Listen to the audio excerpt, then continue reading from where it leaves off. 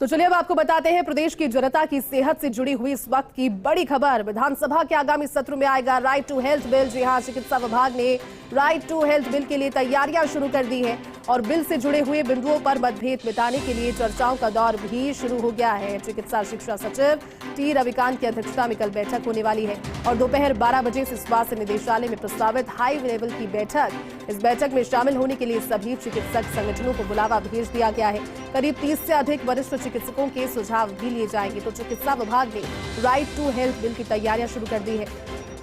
और चलिए news room से सहयोगी विकास इस वक्त हमारे साथ लाइव जुड़ चुके हैं, उनका रुख करते हैं और जानकारी लेते हैं। विकास, प्रदेश की जनता की सेहत से जुड़ी हुई एक बहुत बड़ी और अच्छी खबर है राइट टू हेल्थ।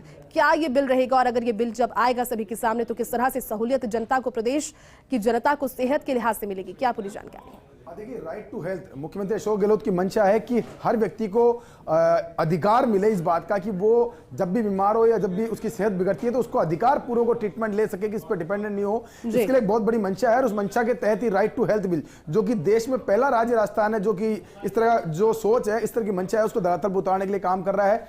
पिछली बार विधानसभा के अंदर इस बिल को पेश किया था, वो वहां पर विरोध हुआ, उसके बाद में प्रवर्तन समिति को इसको बिल को भेज दिया गया था। उसके बाद अब उस बिल के जो विसंगतियां, उस बिल के बिंदु जिनको लेकर के गतिरोध है, उन गतिरोध को दूर करने के लिए कल महामंथन होगा। चिकित्सा शिक्षा सचिव, प्रमुख चिकित्सा सचिव जो है टी रविकांत, उनकी अध्यक्षता में बैठक होगी जिसमें तमाम जो प्राइवेट डॉक्टर्स है, प्राइवेट डॉक्टर्स के अलावा जो एसोसिएशन डॉक्टर्स की, उसके अलावा डॉक्टर्स के रिप्रेजेंटेशन जो है, उन तमाम जो लोग हैं उनसे चर्चा की जाएगी। इस बिल के बिंदुओं को लेकर डिस्कस किया जाएगा और उस बिल के डिस्कशन के बाद में ये रास्ता निकाला जाएगा आखिर क्या ऐसी दिक्कत है जिसकी वजह से चिकित्सकों के अंदर रोष है इस बिल को लेकर के और क्या उनके बीच में गतिरोध बना हुआ है इस बिल को लेकर के। तो ये तमाम जो इशू है इनको लेकर कल 12 बजे से हाई लेवल बैठक होगी और इस बैठक के बाद में पूरा एक बिंदुवार पूरा खाका जो तैयार करके सरकार को पेश किया जाएगा कि क्या इनके मतभेद है, क्या चिकित्सकों की मंशा है। और जो बिल है उस बिल के अंदर बहुत सारी चीजें ऐसी हैं जिनको लेकर चिकित्सकों में भ्रांतियां हैं किसी और साथ में कुछ गतिरोध है।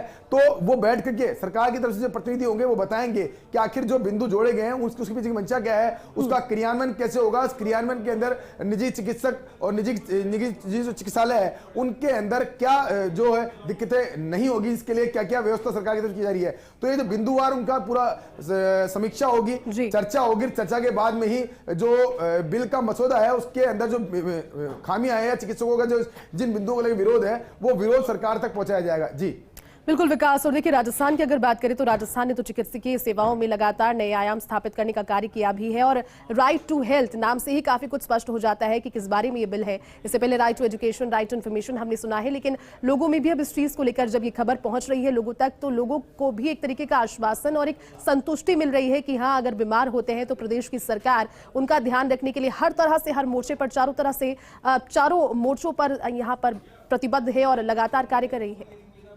देखिए, बिल्कुल राइट टू हेल्थ है, उसकी मंशा है, जो उस मंशा के धरातल पर उतारा गया। तो राजस्थान एकमात्र राज्य होगा जिसमें इस तरह की मंशा के अनुरूप सरकार ने काम किया है, जिसमें राइट टू हेल्थ दिया गया है, मतलब लोगों को अधिकार दिया गया है चिकित्सा कार्य। इस तरह का अधिकार, इस तरह की सोच रखने वाला राजस्थान पहला राज्य होगा पूरे देश भर के अंदर।